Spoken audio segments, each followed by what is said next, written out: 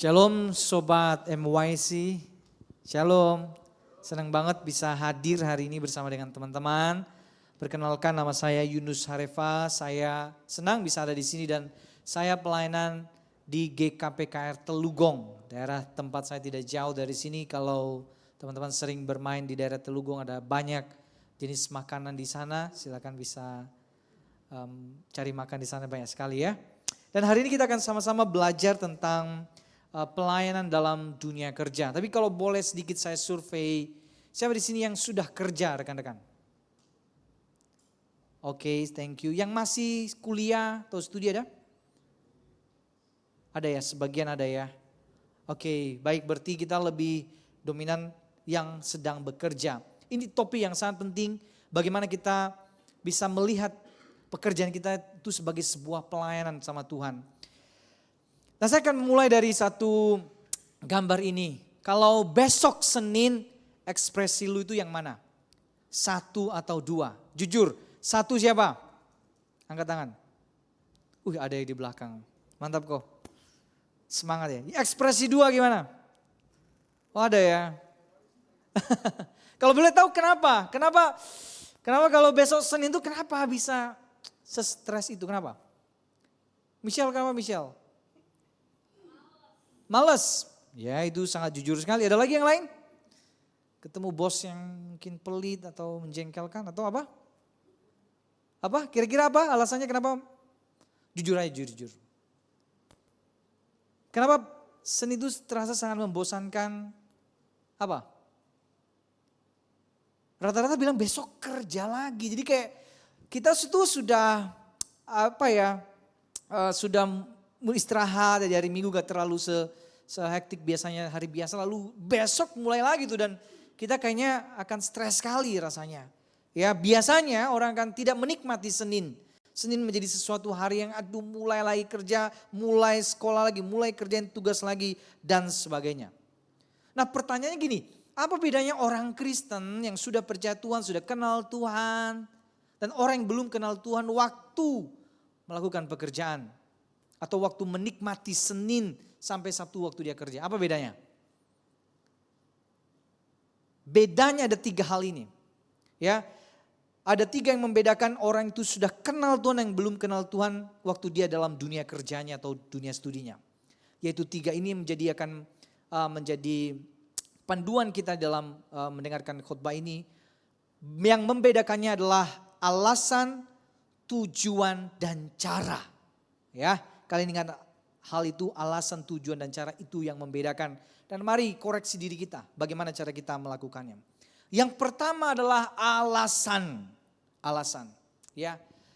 Segala sesuatu itu harus ada alasannya dan saya rasa kita setuju dengan hal itu. Segala sesuatu harus ada alasannya.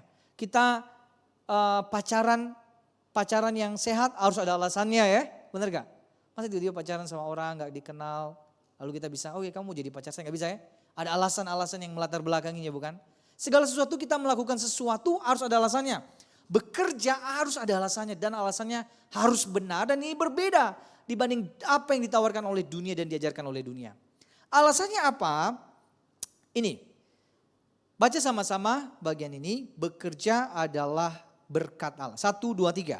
Bekerja adalah berkat Allah, bukan kutukan dari Allah. Ini dulu ya, kerja itu berkat dari Allah, bukan kutukan dari Allah. Jadi ada pandangan Yunani kuno berkata orang kerja itu orang yang dikutuk. Jadi bayangkan ada orang berkata bahwa kerja itu kutukan, bersifat rendah, gak punya kehormatan. Orang kerja itu adalah kelas-kelas budak.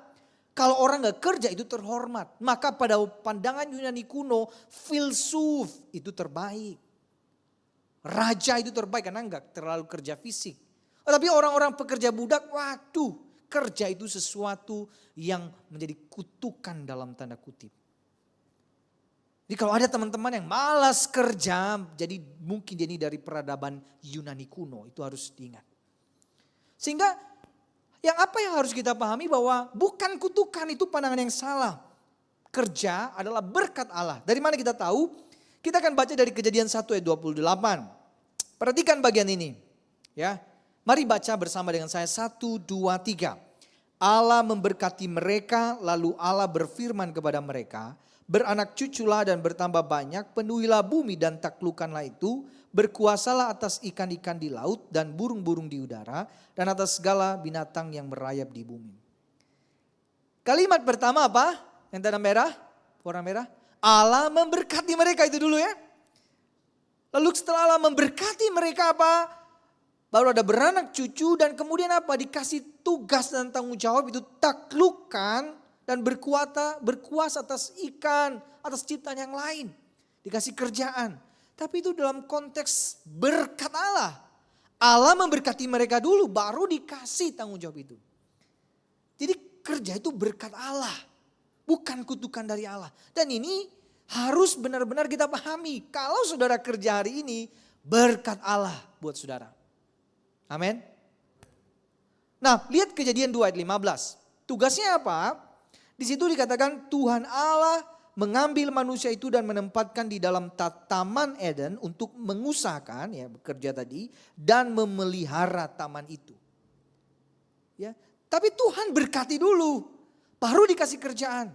Sehingga pemahaman dasar alasan kita bekerja adalah berkat Allah.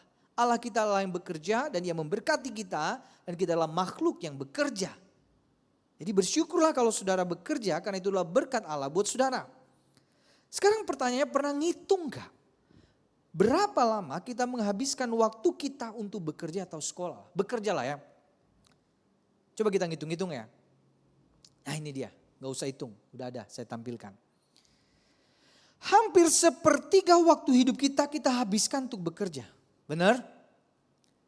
8 jam kurang lebih orang kerja, benar ya? 8 jam lagi tidur, benar kan? 8 jam lagi berarti aktivitas yang lain, Anda ke gereja, Anda apa, Anda jalan-jalan. Tapi 8 jam loh kerja, berarti ini waktu yang banyak sekali. Sepertiga hidup saya habiskan untuk kerja. Kalau Anda usianya mungkin sampai 75 tahun. Ya. Atau ya 75 tahun berarti 25 tahun full non-stop untuk kerja. 25 tahunnya tidur. 25 tahun yang lain. Ini berarti waktunya banyak sekali kita habiskan untuk kerja. Sehingga kita perlu ngerti konsep kerja yang benar. Karena habis waktu kita untuk melakukannya. Kita mesti ngerti bahwa 25 tahun sepertiga hidup saya ini saya gak boleh lakukan dengan banyak keluhan. Karena ini berkat Allah buat saya. Saya bisa kerja itu karena berkat Allah. Ini akan mempengaruhi kita dalam cara kita bekerja. Ini orang yang bekerja, orang yang studi, orang yang masih bisa sekolah hari ini adalah orang yang sedang diberkati oleh Allah. Kamu sekolah, kamu bisa kerja, itu berkat Allah buat kamu. Sehingga responsnya apa? Bersyukur, banyak-banyak bersyukur. Jangan banyak-banyak mengeluh. Ya, ada yang bilang begini, banyak orang ya mengeluh karena banyak kerjaan, tapi banyak yang lupa, lebih susah mencari kerja ya dibanding kerja itu sendiri. Banyak orang seperti itu. Bertahun-tahun tunggu lamar sini gak diterima, lamar situ gak diterima, gak kerja-kerja. Tapi kita udah dikasih kerjaan, kita masih bermalas-malasan, kita masih banyak mengeluh. Berarti kita lupa kerja berkat Allah, kerja itu berkat Allah. Ini harus ada dalam pikiran kita. Kalau saya masih kerja, berarti Tuhan memberkati saya. Hidupnya penuh rasa syukur. Jangan banyak mengeluh. Jangan banyak bersungut-sungut dalam kerjaan. Nah itu alasan. Poin yang kedua adalah tujuan. Ini penting, tujuan. Apa sih tujuan bekerja? Ya, tadi alasannya bekerja itu bekerja karena berkat Allah bukan kutukan. Maka tujuannya adalah ini. Baca sama-sama 1, 2, 3. Bekerja untuk melayani orang lain bukan hanya untuk diri sendiri. Ini tujuannya. Dalam salah satu bukunya Tim Keller mengatakan seperti ini teman-teman. Problem with work becomes fruitless, pointless, selfish dan menjadi our idols. Dia menuliskan buku tentang bagaimana harusnya orang Kristen itu melihat Allah di dalam pekerjaannya. Itu bukunya bagus sekali. Dan dia mengatakan apa problemnya di dalam kehidupan kita. Yaitu kerja itu sudah menjadi sesuatu yang tidak lagi punya lagi nilai yang sangat bermakna, berguna dan bahkan menjadi berhala kita. Dan dia mengupasnya dengan sangat baik sekali. Kenapa? Karena memang dasarnya karena dosa membuat kerja itu menjadi sesuatu yang kayaknya kita tidak bergairah. Sehingga wajar kalau saya besok Senin, saya nggak bergairah buat kerja. Karena kita adalah orang-orang berdosa. Amin. Hai orang-orang berdosa. Kalau besok kamu nggak bergairah buat kerja, itu karena efek dosa. Karena kita merasa bahwa besok kerja menjadi frustrasi. Apa yang dia katakan begini, dampak dari dosa atas pekerjaan adalah pertama, orientasi bekerja bukan lagi panggilan melainkan profit atau sekedar bertahan hidup. Dosa bikin kerjaan kita cuma sekedar itu. Lalu yang kedua adalah manusia diperbudak oleh pekerjaan. Saking sibuknya kerja jadi lupa istirahat, lupa keluarga, lupa Tuhan dan sebagainya.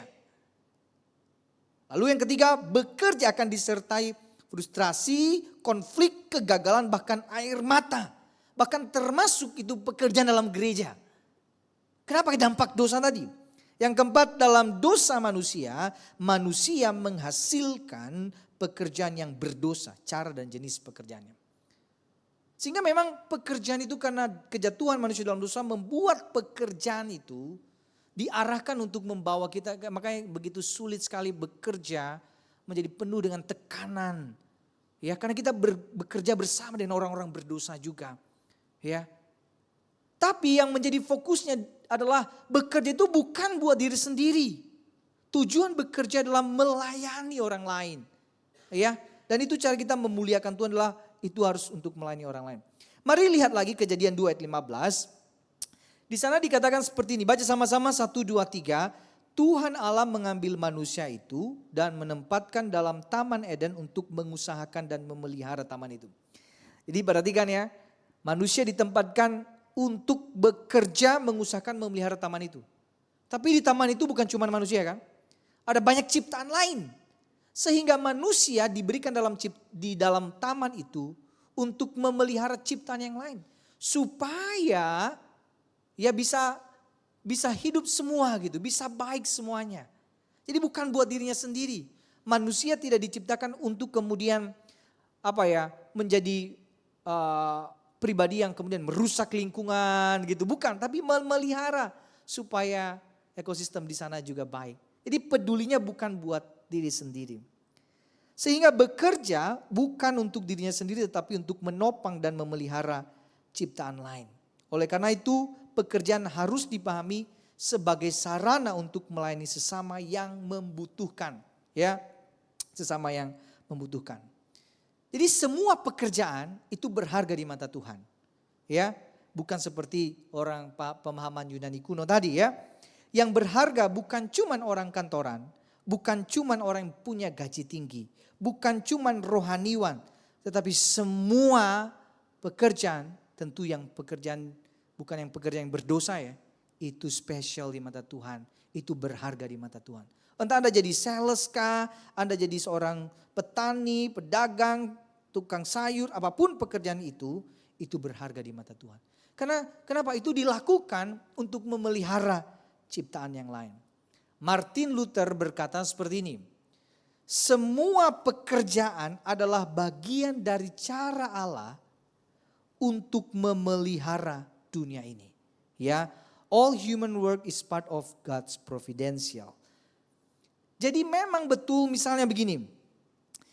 Kalau kita meyakini semua pekerjaan itu baik di mata Tuhan, maka kita harus ingat bahwa ketika misalnya saya makan daging. Selama ini kan kita mungkin lupa bahwa kalau kita makan daging, yang kerjain siapa? Siapa yang kerjain? Sebelumnya dulu ada tukang daging. Tukang jagal ya. Ada tukang daging. Lalu sebelumnya ada siapa lagi? Ada peternak.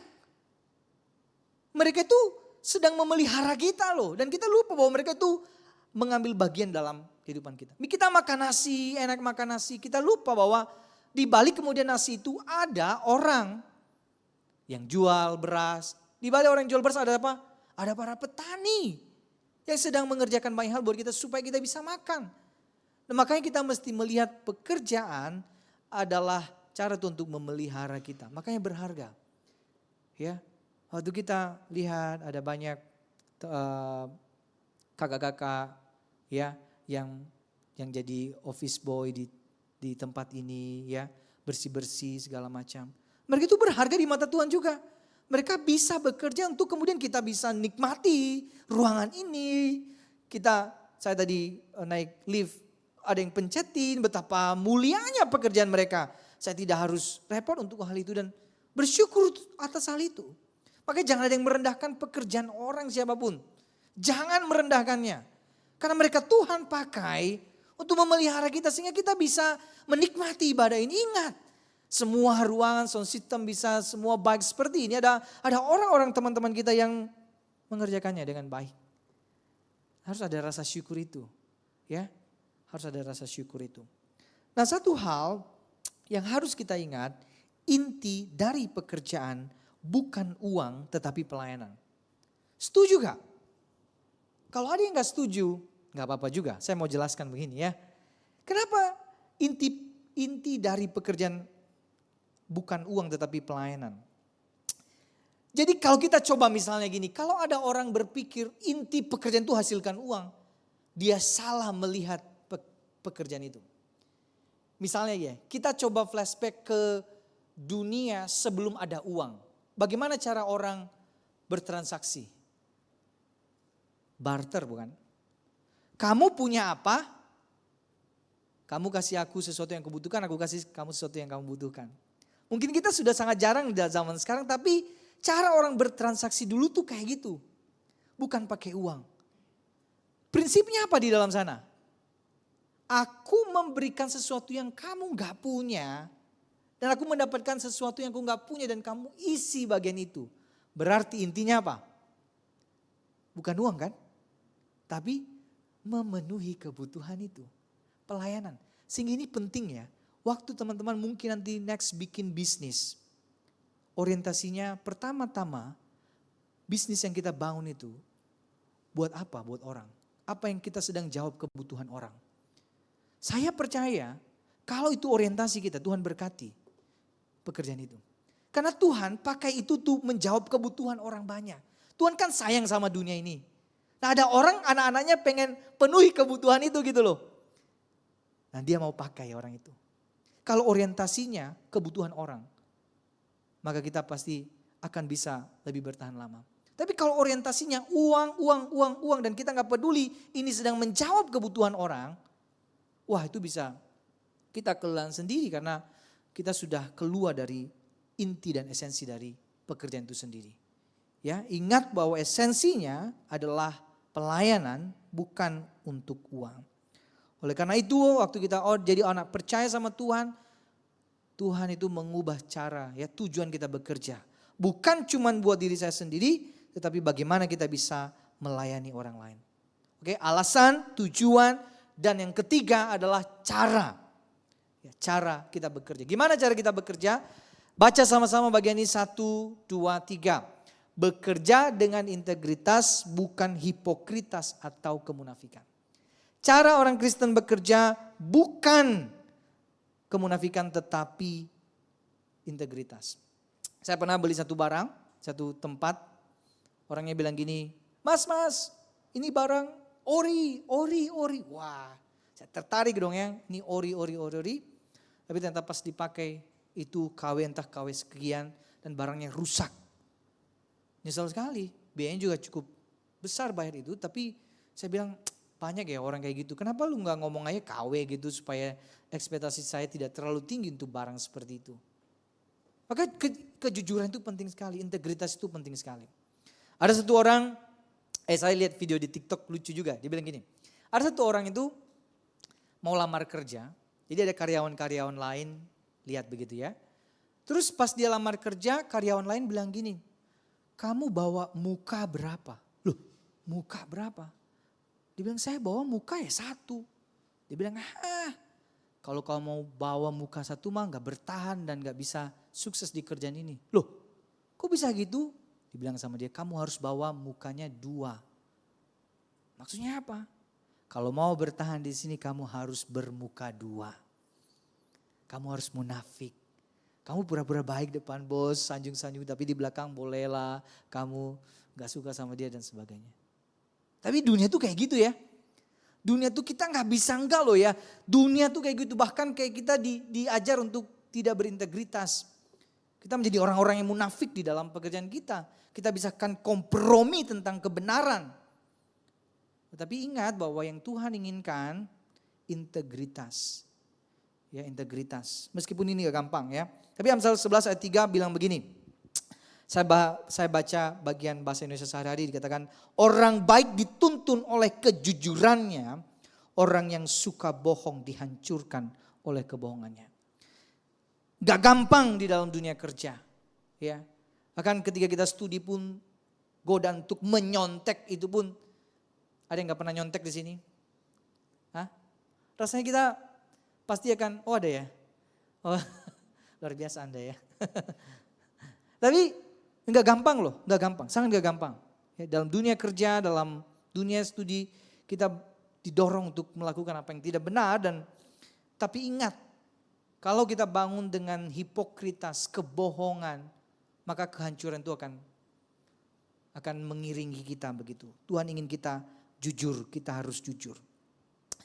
Tapi saya tahu ya, saya tidak tahu apa persoalan yang teman-teman hadapi dalam dunia kerja, tapi saya suka dengar begini ya. Banyak anak-anak muda tuh gini, sebelum kerja tuh idealismenya tuh luar biasa. Saya ingin mengubah dunia ini. Di situ korupsi di mana-mana, wah saya gak suka, saya anak Tuhan. Tapi pas masuk ke dalam dunia kerja, dunia mengubahnya. Gak gampang, dunia mengubahnya. Dulu saya itu benar-benar strict, saya gak suka korupsi, gak suka bohong. Tapi dunia merubahnya.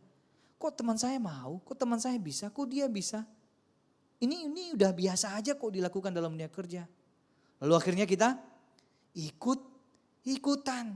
Yang awalnya punya idealisme gue pengen ngubah dunia ini, akhirnya hancur karena dia diubah oleh dunia ini. Itu problem. Tapi ingat, kita dipanggil untuk tetap menjaga integritas kita. Yang kedua, case-nya adalah banyak, dalam satu survei dikatakan, hampir 80% anak muda tidak bekerja sesuai passion-nya. Benar gak sih? Enggak juga ya. Jadi ada 20% yang iya sih. Jadi misalnya gini, jurusannya apa gitu. Oh benar-benar misalnya jadi dia keguruan, dia jadi guru gitu misalnya kayak gitu. Oh gue sih. Tapi ada juga yang benar-benar jauh banget loh ya. Ya, sekolahnya apa, kerjanya apa gitu. Nah kadangkala itu jadi problem, kenapa? Sebenarnya ini bukan passion saya. Ya ini cuma buat yang penting ada uang aja. Tapi jadi masalah, akhirnya kita nggak bekerja dengan sungguh-sungguh mengerjakan pekerjaan itu. Karena kita mengalasankan bahwa ini tidak sesuai passion saya. Padahal pekerjaan itu berkat Allah, berkat Allah, berkat Allah. Tuhan kasih kita kerjaan itu karena Tuhan memberkati kita. Teman-teman, hidup dalam dunia kerja saat ini memang tidak gampang. Seseorang pernah bertanya sama saya seperti ini. Ya, setelah saya khotbah tentang dunia kerja, ada seorang ibu-ibu kerja di perpajakan ya. Dia bilang saya begini, Pak Yunus tadi khotbahnya idealis sekali ya. Tapi sekarang di posisi saya gimana? Ada orang yang minta saya untuk membuat bukunya jadi 2 gitu ya. Untuk memanipulasi data lah. Kalau saya tolak anak saya gimana? Mereka masih sekolah. Kalau saya terima saya juga takut berdosa. Itu gimana? Pernah ada di titik-titik seperti itu gak? Dilema. Gak gampang ya. Maka apa yang kita butuhkan? Kita butuh hikmat Tuhan. Sungguh butuh hikmat Tuhan. Butuh hikmat Tuhan. Kau butuh betul-betul bergantung sama Tuhan. Apa yang harus saya lakukan? Ada satu orang bapak sharing sama saya, dia bilang, saya bergumul sekali. Kita bangun usaha ya berhubungan dengan orang-orang dari luar. Tapi mereka itu minta entertain ya, di entertain tapi ada plus-plusnya lah. Ya, jadi ada pengusaha-pengusaha datang tapi di entertain dengan plus-plus dan dia bilang, gimana ya kalau kita cut Gimana kita bisa bangun usaha dengan mereka gitu. Mereka maksa begitu. Tapi dia bilang, tapi ada batasan. Entertain sejauh apa sih? Tapi kalau udah sampai ke plus, saya udah cut. Kalau memang ujung-ujungnya saya harus batalin proyek dengan orang itu, ya sudahlah. Jadi ada tindakan-tindakan seperti itu dan saya bilang itu gak gampang loh ya. Butuh hikmat Tuhan. Butuh sesuatu yang terus menolong kita. Roh Kudus tolong saya, apa yang harus saya lakukan. Itu gak gampang. Nah, apa yang harus kita pikirkan begini teman-teman ya. Mungkin kita tidak bisa membenahi kejahatan ya atau sistem yang jahat dalam dunia kerja. Tetapi kita bisa mengurangi kejahatan. Setuju? Mungkin kita gak bisa mengubah semua orang jadi baik kayak kita, gak bisa. Tapi seenggaknya kita bisa kurangi. Ada satu orang ya, rekan share ke saya, dia bilang dulu pernah ada proyek tertentu ya yang gak benar dalam tanda kutip. Tapi semua orang di perusahaan itu mengokekan hal itu. Tapi hatinya gelisah, ini gak benar proyeknya nih. Nah, apa yang dia lakukan? Ya, dia cuma bilang begini, oke, saya mungkin tidak bisa menahan mereka untuk tidak melakukan itu. Tapi yang dia lakukan apa? Yang dia lakukan adalah saya tidak mau dapat bonus dari proyek itu. Itu tindakan radikal menurut saya. Karena bahwa dia bilang gini, padahal waktu itu saya butuh uang. Tapi saya gelisah dan saya bilang ini gak benar. Dan saya batalkan untuk dapat bonus dari proyek yang gak benar itu. Tapi tahu gak apa yang dia bilang? Waktu saya batalkan dapat bonus dari itu, malah Tuhan jawab kebutuhan saya dari pekerjaan lain yang lebih baik dan benar. Ini kadang-kadang kita kayak tindakan-tindakan seperti itu tuh butuh hikmat Tuhan. Saya bilang saya tidak kemudian menyederhanakan persoalan ini. Di tempat kerja masing-masing punya persoalannya. Tapi yang Tuhan mau kau betul-betul berintegritas, punya relasi sama Tuhan. Kau betul-betul butuh hikmat Tuhan. Apa yang harus saya lakukan dalam kondisi-kondisi yang tidak ideal seperti itu. Maka apa yang kita lakukan teman-teman? Kolose 3 ayat 23, mari baca sama-sama 1, 2, 3. Apapun juga yang kamu perbuat, perbuatlah dengan segenap hatimu seperti untuk Tuhan dan bukan untuk manusia. Saya pikir ini mendorong kita bekerja dengan berpenuh gairah, penuh semangat. Karena itu adalah berkat dari Allah. Dan tujuannya apa? Tujuannya untuk melayani orang lain. Dan caranya apa adalah? Caranya penuh dengan integritas. Terakhir saya tutup dengan kalimat seperti ini. Baca sama-sama 1, 2, 3. Pekerjaan menjadi altar untuk memuliakan Tuhan. Karena alasan, tujuan dan cara kita mengerjakannya telah diresapi oleh Injil Kristus. Bekerjalah, biarkan itu menjadi altar untuk memuliakan Tuhan. Dan melalui pekerjaanmu banyak orang melihat integritas orang, anak-anak Tuhan. Mari kita tundukkan kepala, kita berdoa. Tuhan, kami sungguh bersyukur hari ini kami bisa diingatkan oleh kebenaran firman-Mu. Betapa pekerjaan itu adalah berkat dari Allah. Tolong kami di dalam menjalani pekerjaan kami. Mungkin ada yang sedang bekerja atau sedang membangun pekerjaan. Ataupun yang mungkin sekarang sedang sekolah dan nanti akan bekerja. Biarlah firman-Mu ini menjadi bekal buat kami Tuhan. Tolong kami bekerja dalam dunia yang sudah berdosa ini sangat tidak mudah. Ada banyak godaan, cobaan, tantangan membuat kami jatuh menjauhi kebenaran. Tapi kami percaya Tuhan memampukan kami dengan kuasa Roh Kudus. Kami butuh hikmat-Mu ketika kami ada di dalam situasi-situasi yang tidak ideal, yang menggelisahkan kami. Berikanlah kami hikmat supaya kami bisa memutuskan apa yang terbaik ketika kami bekerja. Terima kasih Bapa, firman-Mu selesai diberitakan, Roh Kudus-Mu menolong kami di dalam melakukannya. Dalam nama Tuhan Yesus kami berdoa dan bersyukur. Amin.